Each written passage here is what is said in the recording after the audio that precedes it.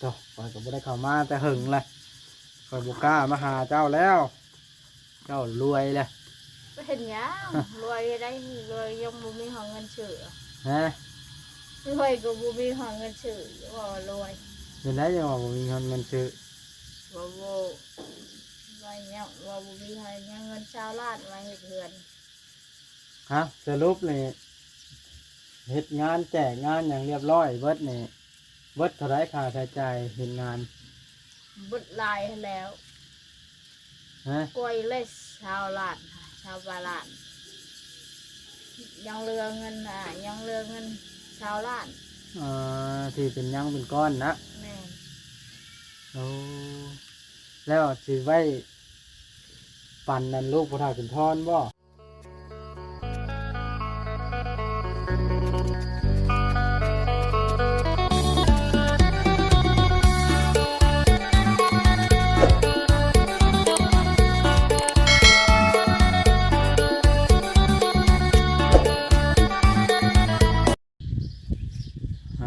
น้อยเลย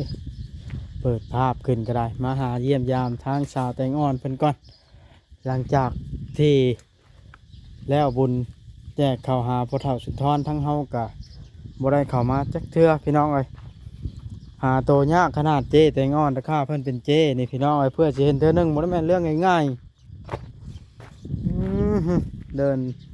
แปลนคักอะลีพี่น้องเอ้ยครับเอ้ยมาจอดรถอยู่นี่เยี่ยมยามมาถามเรื่องราวต่างๆนานาก่อนพี่น้องFCเพิ่นก็คือสิอยากฮู้แล้วล่ะเพิ่นแนะนำมาให้มาหาแน่ว่าซั่นอยากฮู้ข่าวเป็นจังไดโอ้อากาศก็เริ่มแดดอยู่ยากแล้วโธ่นั่นเด้มาก็จักสิเห็นตัวเพิ่นหรือบ่นี่ก็ได้ถามแม่เตียนก่อนแม่เตียนเพิ่นก็อยู่เฮือนใช่บ่บ่เห็นแล้วไม่เตียนก็ได้หาตัวยากขนาดสาวแตงอ่อนพี่น้อยข้าเพิ่นเป็นเจ๊ใหญ่มานี่บ่ได้เห็นโตเพิ่นง่ายเด้อสิบอกให้มาเบิ่งทางนี้กันแต่หัวเพิ่นหอบเลือดแล้วเนาะนี่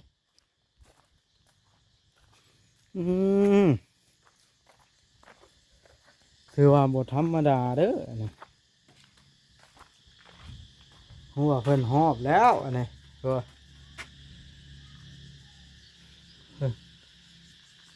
เพิ่นคุดคุมเห็ดหัวได้แล้วพี่น้องเลย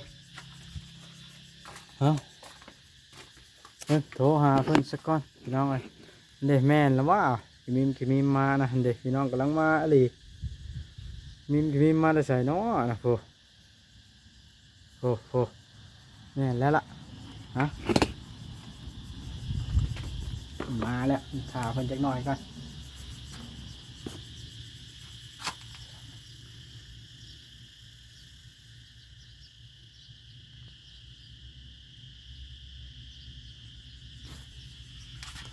ก่อนอื่นต้องขอกราบทักทายสบายดีเด้อสบายดีและสวัสดีพี่น้อง FC เที่ยวแพงเบิดสุขูสุคนเบิดสมองสุบอนน้ำกันพี่น้องเลยว่าสิเป็นพี่น้องทั้งลาวทั้งไทยและก็อยู่ต่างประเทศน้ำพี่น้องเลยยินดีต้อนรับเบิดสุคนน้ำกันมาวันนี้เขาก็สิมาถามชาวแตงอ่อนพี่น้องFC เพิ่นก็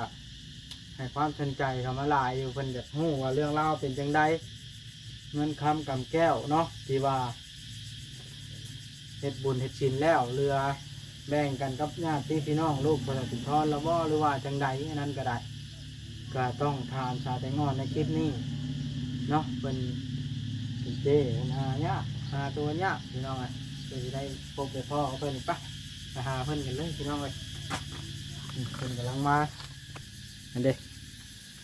มาชาวแตงอ่อนมาลุ้มกันก้อนนี่บ่ได้เห็นกันแต่เฮิงอะไรป๊อดเตอแต่งตัวเพียงวัดงามพิลึกแท้นี่ปูชาติก่อนมาได้คอหลานสบายดีปูชาติมาได้คอหลานคอหลานเขามาขอหลานแม่เขามาขอเป็นเมียนะบ่แม่ชาติไม่ได้คือน้อยแล้วนะคุณชานนอนเอามาตวัดเองชาน ลูกชาวยาเด้ อยู่ที่เรือลุงแก้วนี่ ฮะ อยู่ที่เรือลุงแก้วนี่ปะ เนี่ยที่เดือนลุงแก้วนี่แหละ เออฮะสบายดีอีกครั้งหนึง สบายดี เป็นได้หาตัวยากได้ราคาเป็นเจ๊ใหญ่แห้งของมือนี่ฮะ ถ้าอยู่กับอันนี้อยู่ แต่งตัวก็ดูดีขึ้นไปหน้าตากับผิวพรรณโอ้ราศีจับเว้ย อยู่ในไฟ ราศีคือจับแท้ของมือนี่กินข้าวกินน้ำเลย ยังไม่ได้กิน น้องง่อยไปใช้สินะ เพื่อนเพื่อนชาจอกเลย เจ้ามาได้เพื่อนชาวจอกบ่เดี๋ยวนี้ แม่น เออแม่เจ้าได้ไปใช้ อยู่เพื่อนนี่แหละ อยู่ในเฮือนนี่ แม่น โอ้เราเฮ็ดหยังอะน่ะ อยู่นั่งอยู่ อืมฮ่าต่อคอยก็บ่ได้เข้ามาแต่หึงเลยคอยบ่กล้ามาหาเจ้าแล้ว เจ้ารวยเลย ไปเห็นยังรวยได้รวยยังบุมีหอเงินเชื่อ ฮะ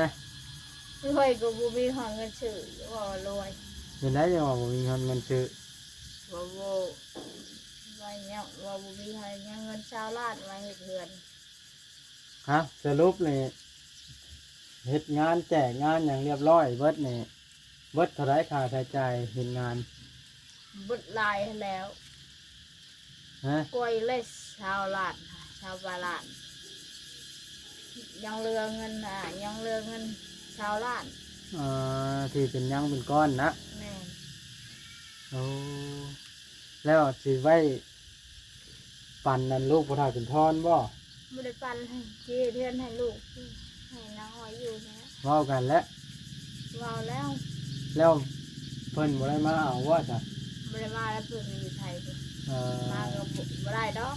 มันน้อยเดียวเนาะ แม่น สิว่าเฮ็ดเฮือนบ่ เห็นเพื่อน เงินชาวล้านใช้สิคอยเฮ็ดเฮือนจักเทื่อ เพื่อนไม่นี่แล้วที่มั่งแต่นี่เดี๋ยวที่ทุกที่ที่ บอกไป จะได้ มั่งมันเฮ็ดหยัง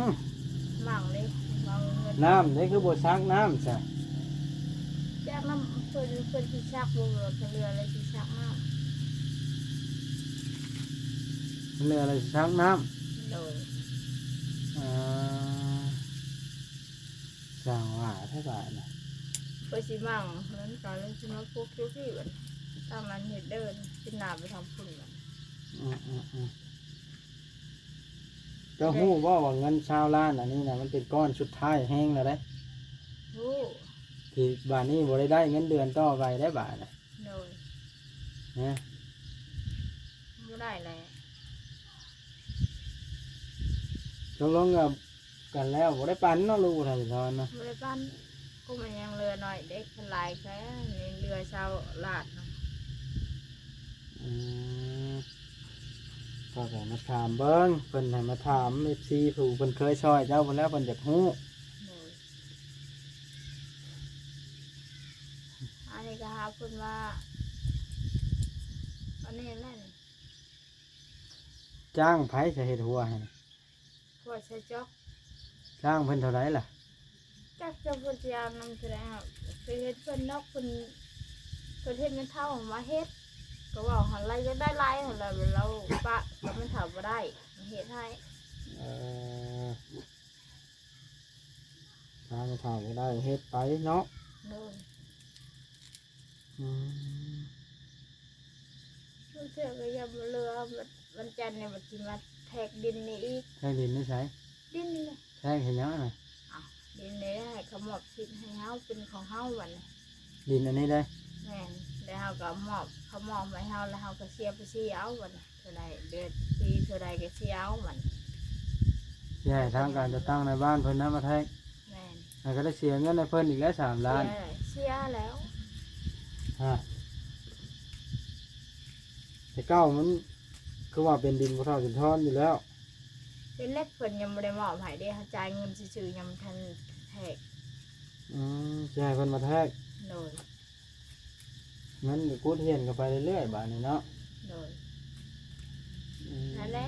ว่าทางกอกไปสิบ่พอว่ะอันนี้แทกดินจะได้เฮ็ดเทือน เดี๋ยวทั้งท้องดินทั้งกองเฮ็ดเฮือนใช้สินพอเงินได้ใช้สิพอเฮ็ดเฮือนจักเทื่อ อันนี้เฮ็ดเทือน ชาวล้านเงิน20,000ป่าอยู่นึง จะได้มันดอกแล้วเฮาก็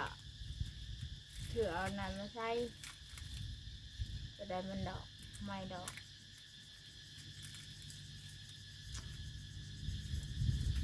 อืมลำบากเนาะ โดย แต่ละมื้อเจ้าไปใช้แต่คอยมาหาคือบ่เห็นจักเทื่อ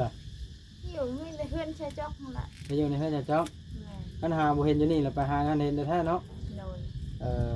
อต้องอยู่ในหั่น โดย เงินชาวล้านนั่นน่ะแม่เจ้าบ่พายหรือเจ้า บุมีไฟพายมีแต่ผ่าไว้วันอยากเห็นเพื่อนนะครับไปถอนเอาไปถอนเอามาเฮ็ด ดีดีดีดี คัน ห้า เอา ม ไว้มันสิเบิดกับว่าในตัวเองมี ห้ามพายเด้อ คันเห็นมันอยากซื้อเอาไว้พุ่งแค่แน่ เงินโจรพ้นมันพาย โดย งูอยู่บ่โจรพ้นได้เนาะ โดยไอเห็ดกอยจะเห็ดพวกอันเนี้ยมูลกล้วยพวกไอซีเบิดเลยจะเห็ดพวกงัวดึง ไม่ใช่กับกล้วยนะบ่ แมนมันเคยเลยมันดึง สิเอาหยังมาอันหนึงล่ะพัง ไม้ รัก ผู้ แล้ว บ้าน ฮะ ไม้ผู้บ้าน ไม่ให้บ้าน โดยแล้วชามลำยังบ่พอ สิไม่ให้บ้านมาต่อเลยกับปูนะบ่ โดย เฮ็ดหัวแล้วมันก็ง่ายแล้วเจ้าปลูกหยังก็ได้บาดนี้เจ้าซักน้ำเฮ็ดหัวแล้วซักน้ำเด้อเงินเราเว้าได้ความคิดเห็นให้มันต้องได้ปลูกพักปลูกหยัง โดย ท่านเบิดทิ่มได้เงินนะนั่นสิว่าเฮ็ดเรือนเฮ็ดชานฉันบ่พอดอกเงินฉันนะ จะได้ไม้ดอกละเสียนั่น ฮะ จะได้ไม้ดอกละสิซื้อมาใช้ตัวได้ดอกละสิป้าวะกินหนาไปทางเพื่อนเท่าอันนั้นเพื่อน อ๋อ หลงแหล่ผู้เล็กเป็นหนักทางหมากในชีขึ้นในใจชีปูหมกแต เพื่อน ง สาวจ๊อก มันติดกับเพื่อนพ่อน้องหมายพ่อน้องหมายอยู่ผู้เดียวกูมื้อนี้ ใช่ไหม เจ้าละแต่งตัวท่าซบแดงงามไปร้อยมันไปหมายพ่อน้องหมายบ่ ไม่ยังไม่ได้สูบมีแต่ไป ฮะ ไม่ได้ไปทางเรือแล้วผูก อั ไป น ทาง แน่แอบนอกใจท่านหมอได้นี่ท่านหมอบ่ไปเยี่ยมจักเทื่อกูมื้อนี่ ไม่ได้ไป บ่ได้ไปบ่ มีแต่เพื่อนเราจะ เครียดข่อยบ่ข่อยว่าหยอกนะ ไม่ได้เครียดเลย โอ้สาวไปห้องว่าเพิ่นรับลมคมในหยังนั้นเพิ่นไปหมายพ่อน้องหมาย แต่ว่าดูอยู่มาหาเจ้าอะไรบ่เห็นอย่างไปงอนเลย ที่เก่ายังโทรหา ฮะ ที่เก่ายังโทรหา โทรบ่ติดส่วนหลายก็โทรเช้าสายอย่างติดนะที่นี่นะโทรหาเจ้านะ เกิดจะมันเป็นยังที่เก่าเขาโทรยังไง อืม เปิดมาขายเครื่องบ่หมื่น เนี่ยข่อยบ่ แม่น บ่ดอก เดี๋ยวมาขายเครื่องหมื่นบุญแจกกันหมดเลย พาเวียกหลายอย่างสาวไปงอนเอ้ยข่อยก็ชนละมุนอยู่ เดี๋ยวเรา ข่อยก็หากระดีไข่ไปได้นี่น้อยหนึงนี่เจ้าฮู้อยู่บ่ โอ้ข้างบนมาคิด วานนี้ข่อยยังลุกไปบ่ได้ยังเข้าสโลมซับยาอยู่มันแดดมันยาหนาวเราไปได้ มันวัดนักเนาะ แม่นบุญแจกหมดเลย ในบ้านนี่นะ โดยมาหน่อยเท่านี้ มีแต่บุญเนาะ โดยแล้วชิดช่องบัดเฮาตรงงั้นน้องน่ะกะ อืมยามนี่เนาะ น้องอันนี้เด้น้องชาตรีค่ะกินดอง น้องเอตี โดย เอตีแล้วเจ้าไปลิ่นน้ำอยู่ว่าผมมือนี่ ไปบ้านนี่ก็บ้านนี่จะหยอกเพิ่นมาจะใช่เอาชื่อน้ำแข็งใสเด้เขากิน อืมต้นเหล้าเอตีกันเนาะเหล้าก็บุมีข้าวกินก็ไปหาลามากิน บ่มีอันนี้ก็บ่นเลยได้เขาเมื่อเขากิน เจ้าอันใด แม่น เจ้าก็บอุกดอกเจ้าได้เงินเป็นตื้อ ได้เงินไปตื่นยังหมดเลยเงินชาวหลานก็ไม่เท่าบ่ได้ไปถอนมาไว้ให้เทือนเนาะ เดี๋ยวเจ้าก็จำเป็นได้ไปทอนมาซื้อแล้วบุมีข้าวกินบาทนะ เพิ่นมาไว้ให้เทือนไว้ก็เอาไว้แล้ว ได้เงินบ่ได้ซื้อข้าวก็กินจักชอบเลยบ่ บ่ได้ชื่อ ฮะ ชื่อว่าบ่ได้ชื่อเขาชอบเดียวแต่แจก ซื้อข้าวเช้าเดียวแต่แจ้เขา โนย แล้วเบิดเงินสิ่งที่ซื้อบ่ได้อันข้าวกินช่ำบัดนี่เนาะ โนย อืมน้ำก็สิบ่ได้นี่เนาะ บ่ได้แล้วเพิ่นว่าอยากเฮ็ดอยากให้ว่าเพิ่นว่าอยากเฮ็ดเพื่อนให้ แต่เพิ่น ว้าวไปสาแต่งานแล้วผู้ใดสิเฮ็ดเทือนให้เงินล้านชาวล้าน เดือนมันเดือนก่อนให้เดือนใหม่ไม่ได้เดือนเลย บ่พอฮอดพันเหรียญ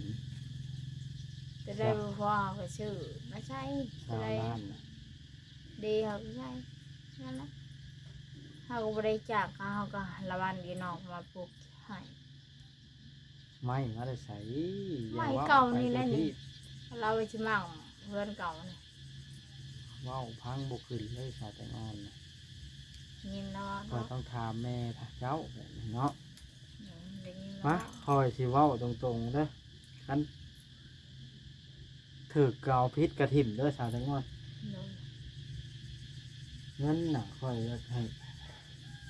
ซักน้ำแล้วก็กับเฮ็ดหัวนี้ ก็เฮาไว้อีกสักน้ำแม่บรรบุพ่อ แล้วก็ซื้อข้าวมาไว้กิน โดย ก่อนมันสิบ่มีข้าวกิน โดยในหัวอยู่หัน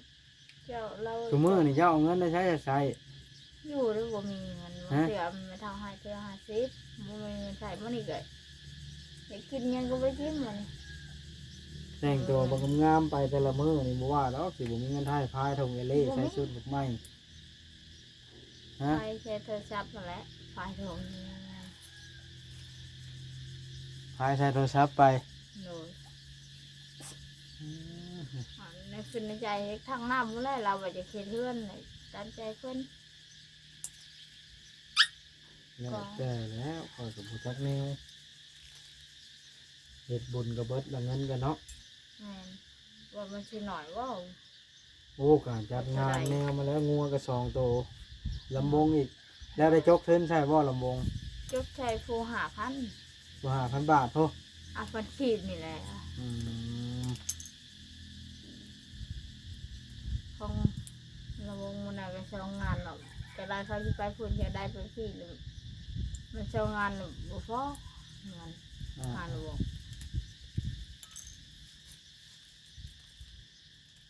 มันก็ใครอยู่จกใช้บ่หลายเนาะ เนาะ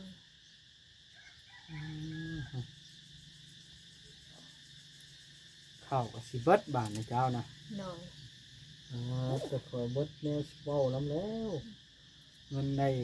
จินตื้อคอยจะบ่กล้ามาหา ความรวยของเจ้า อ้าวไอ้สิมาหาคนรวยกว่าตัวเองคอยบุกล้าได้ข่อย ชื่อใหม่ประวานน้ำเขามาแล้วก็50 ไพ่ไปซื้ออะนะ เฒ่าไปเรียนละวันเนี่ยไปซื้ แล้วไพ่แบ่งมา 3-4 คนนี่แหละเขาแม่ชาจอกเขาแม่ตู้ลูกแม่ตู้พัน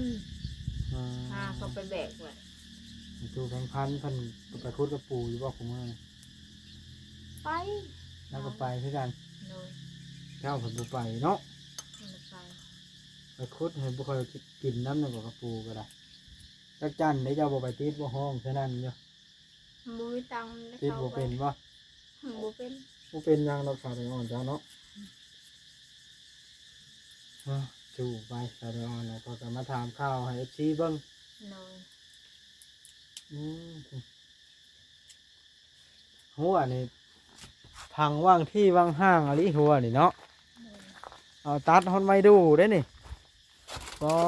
ตะช่างเห็ดแท้นี่ปึ๊บตัดไม่ดูมาเห็ดหลักคู่บ้า หัวชาวรัก ขณะพี่น้องเลยหัวก็ได้ว่างที่กับที่ว่างห้างกับห้างเดี๋ยว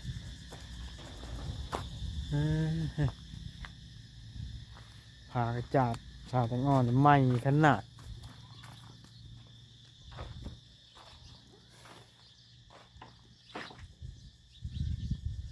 เงินชานก็ได้กระเด็ดทั่วแล้วเจ้าก็สำบายแล้วงัวกับบกเข้าละชาวแตงอ่อนเลยแล้วจะไปใช้บาทนะ เพื่อนไม่เท่า ไปจ้ะพอแล้วอ่ะจังใดก็ขอบใจเด้อชาวแตงอ่อน โดย ไปสิได้กลับก่อนบาทนะมันแดดนะ โดย ระวังได้ชาวแตงอ่อนนะเจ้าบุจักเมียนนี่บางแดนี่นี่ก็ปูง่ายปูข้างล่างอยู่ปอ มาก ตะแหลมขนาดนี้พี่น้องดูนี่ หงายกองอยู่ไม่เศษไม้อะไรนู่นเลย หมดเลยไม่แต่งัว แดดพี่น้องเลยเพราะวัดก็เป็นวินเป็นเมาแทงแดดหลายก็ได้ฮ้อนหากระลูกไข่มาอย่างนี้ก็แบบนี้แหละพี่น้องเลยวัดก็ยังชิงหลึงชิงหลังอยู่แต่ก็ไปก็บ่ไปก็แทงเต็กอยู่เพื่อนก็เป็นทิศสองทิศแหละไม่ได้ไปใส่สักเทื่อก็ได้นี่บ่พอถ้าจอกผู้มาเฮ็ดหัวบ่นี่สบายดีเด้อเจ้าบ่มาเฮ็ดหัวชาตังอ่อนอ๋อดีช่วยกันเฮ็ดเนาะชาตังอ่อน นี่เลยตื่นแต่ว่านอนเลย โอเคพี่น้องไอ้คลิปนี้ก็สิขอจบคลิปลงซ้ำนี้ละเรื่องราวก็สิประมาณนี้ละเนาะเอาก็บ่ได้สร้างถามมันแม่ชาวแตงอ่อนเพิ่นเพราะว่าเขาถามชาวแตงอ่อนเนาะเขาก็สิบ่ฮู้รายละเอียดปานใดแล้วก็ถือว่าฮู้คร่าวๆก็ถือว่าโอเคประมาณนี้ล่ะเนาะพี่น้องถ้ามีหยังคืบหน้าก็จังสิถ่ายอัปเดตให้เบิ่งอีกทีหนึงเรื่องราวต่างๆก็ได้พี่น้องเอ้ย เมื่อยเดี๋ยวนี้เศร้าแล้วย่างมานี่มันนี่แข่งแดดมานี่มันโบทันหันแห้งพี่น้องเลยเอาโอเคพี่น้องคลิปหน้าเป็นพ่อกันใหม่บายเด้อสบายดีอยู่ดีมีแห้งเอฟซีเบิร์ดจุกุทุกคน